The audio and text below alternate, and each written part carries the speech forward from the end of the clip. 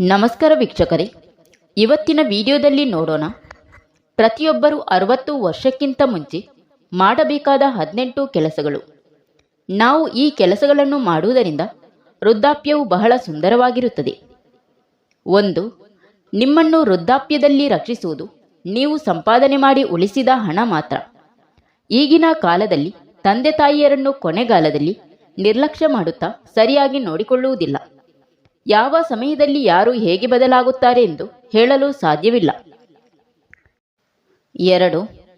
ಪತಿ ಅಥವಾ ಪತ್ನಿ ಸಾವನ್ನಪ್ಪಿದ ನಂತರ ಒಂಟಿ ಜೀವನ ನರಕದಂತೆ ಇರುತ್ತದೆ. ಅಂಥವರು ಮನೆಯಲ್ಲಿ ಹೆಚ್ಚು ಸಮಯ ಕಳೆಯಬೇಡಿ. ಬದಲಾಗಿ ಮನೆ ಹೊರಗಡೆ ಬಂದು 4 ಜನರನ್ನು ಸ್ನೇಹಿತರನ್ನಾಗಿ ಮಾಡಿಕೊಳ್ಳಿ. 3. ಗಂಡು ಮಕ್ಕಳು ನಿಮ್ಮ ಮಾತನ್ನು ಕೇಳಲಿಲ್ಲ ಎಂದರೆ ತಲೆ ಕೆಡಿಸಿಕೊಳ್ಳಬೇಡಿ. ಯಾಕೆಂದರೆ ಆ ಸಮಯದಲ್ಲಿ ತಂದೆ ತಾಯಿ ಮಾತಿಗಿಂತ ಹೆಂಡತಿ ಮಾತು ಅವರಿಗೆ ಮುಖ್ಯವಾಗಿರುತ್ತದೆ. 4. ಈಗಾಗಲೇ ನಿಮ್ಮೆಲ್ಲ ಸಾಲಗಳು ತೀರಿ ಹೋಗಿದ್ದರೆ ನೀವು ಅದೃಷ್ಟವಂತರು ಎಂದು ಹೇಳಬಹುದು. ಯಾಕೆಂದರೆ ಮಕ್ಕಳಿಗಾಗಿ ಮಾಡಿದ ಸಾಲಗಳು ವಯಸ್ಸಾದರೂ ತೀರಿಸದಿದ್ದರೆ ಮಕ್ಕಳು ಆ ಸಾಲವನ್ನು ತೀರಿಸುವುದರೊಂದಿಗೆ ಅವರ ಚುಚ್ಚುಮಾತನ್ನು ಕೇಳಬೇಕಾಗುತ್ತದೆ. 5. ಮಕ್ಕಳು ಹೇಳಿದ ಎಲ್ಲ ಮಾತಿಗೂ ತಲೆ ಆಡಿಸಬೇಡಿ. ನೀವು ಸಾಕಿ ದೊಡ್ಡವರನ್ನಾಗಿ ಮಾಡಿದ ಮಕ್ಕಳು ನಿಮ್ಮನ್ನು ತಿರುಗಿ ಪ್ರಶ್ನೆ ಮಾಡುವಂತೆ ಇಟ್ಟುಕೊಳ್ಳಬೇಡಿ. ವೃದ್ಧಾಪ್ಯದಲ್ಲೂ ಮಕ್ಕಳು ನಿಮಗೆ ಗೌರವ ನೀಡುವಂತೆ ನೋಡಿಕೊಳ್ಳಿ. 6. ಆಸ್ತಿ ಅಂತಸ್ತು ಹೆಚ್ಚು ಇಲ್ಲದೆ ಹೋದರೆ ಹಾಸಿಗೆ ಇದ್ದಷ್ಟೇ ಕಾಲು ಚಾಚಿ, ಇದ್ದುದರಲ್ಲೇ ಎಲ್ಲವನ್ನೂ ನಿಭಾಯಿಸಿ. ಇದರಿಂದ ಮತ್ತೊಬ್ಬರ ಮುಂದೆ ತಲೆ ತಗ್ಗಿಸುವ ಪ್ರಮೇಯ ಬರದೆ ನಿಮ್ಮ ಆತ್ಮಗೌರವ ಹೆಚ್ಚುತ್ತದೆ. 7. ಧ್ಯಾನವನ್ನು ಅಭ್ಯಾಸ ಮಾಡಿಕೊಳ್ಳಿ. ಪುಸ್ತಕ ಓದುವುದು, ಬರೆಯುವುದು ಅಥವಾ ಇತರ ಚಟುವಟಿಕೆಗಳಿಗೆ ನಿಮ್ಮನ್ನು ತೊಡಗಿಸಿಕೊಳ್ಳಿ. ಇದರಿಂದ ಕೆಲವೊಮ್ಮೆ ಮನಸ್ಸಿಗೆ ಉಂಟಾಗುವ ನೋವು ದೂರವಾಗುತ್ತದೆ. 8. ವೃದ್ಧಾಪ್ಯದಲ್ಲಿ ಆನಂದದಿಂದ ಜೀವನ ಮಾಡುವುದು ಅತಿ ಮುಖ್ಯ. ಜೀವನದಲ್ಲಿ ಚಿಕ್ಕ ಚಿಕ್ಕ ಆಸೆ ಪಡುವುದು ಸಾಮಾನ್ಯ. ಅಂತಹ ಆಸೆಗಳು ಏನಾದರೂ ಉಳಿದಿದ್ದರೆ ಅದನ್ನು ಪೂರೈಸಿಕೊಳ್ಳಿ. 9. ವಯಸ್ಸಾಗುವಷ್ಟರಲ್ಲಿ ಒಂದು ಸ್ವಂತ ಮನೆ ಇರಲೇಬೇಕೆಂದು ಎಲ್ಲರೂ ಆಸೆ ಪಡುತ್ತಾರೆ. ಅದು ಚಿಕ್ಕದಾಗಲಿ ದೊಡ್ಡದಾಗಲಿ ಒಂದು ಸ್ವಂತ ಮನೆ ಇರಲೇಬೇಕು. ಆದಷ್ಟು ಸ್ವಂತ ಮನೆ ಮಾಡಿಕೊಳ್ಳುವ ಕಡೆ ಹೆಚ್ಚು ಗಮನ ಕೊಡಿ. 10. ಪ್ರವಾಸಕ್ಕೆ ಹೋಗಿ ಬನ್ನಿ. ಇದರಿಂದ ಮಕ್ಕಳು, ಸೊಸೆ, ಮನೆಯ ಎಲ್ಲ ಸದಸ್ಯರಿಗೂ ಸ್ವಲ್ಪ ಬಿಡುವು ನೀಡಿದಂತಾಗುತ್ತದೆ. ನಿಮ್ಮ ಮನಸ್ಸಿಗೂ ಹೊಸ ಜಾಗದಿಂದ ಬದಲಾವಣೆ, ಮಾನಸಿಕ ನೆಮ್ಮದಿ ಸಿಗುತ್ತದೆ.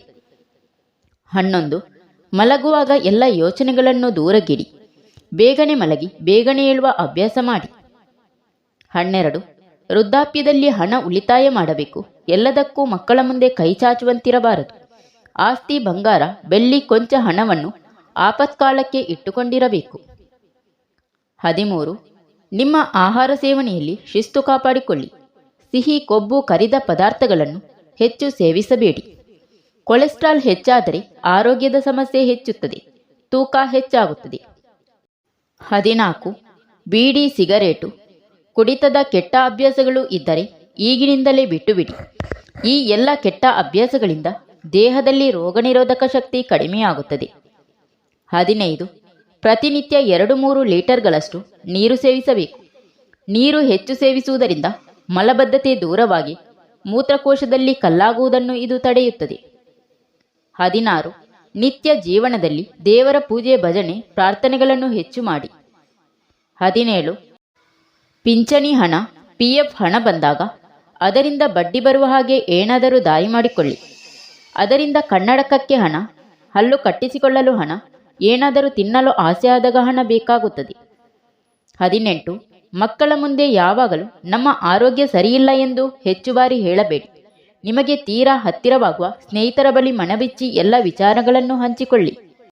Thank you for watching. ಸ್ನೇಹಿತರೆ, ಇಂತಹ ಯೂಸ್ಫುಲ್ ಇನ್ಫಾರ್ಮೇಷನ್ಗಾಗಿ ನಮ್ಮ ಯೂಟ್ಯೂಬ್ ಚಾನಲ್ನ ಸಬ್ಸ್ಕ್ರೈಬ್ ಮಾಡಿಕೊಂಡು ವಿಡಿಯೋಗೆ ಒಂದು ಲೈಕ್ ನೀಡುವುದನ್ನು ಮಾತ್ರ ಮರೆಯಬೇಡಿ.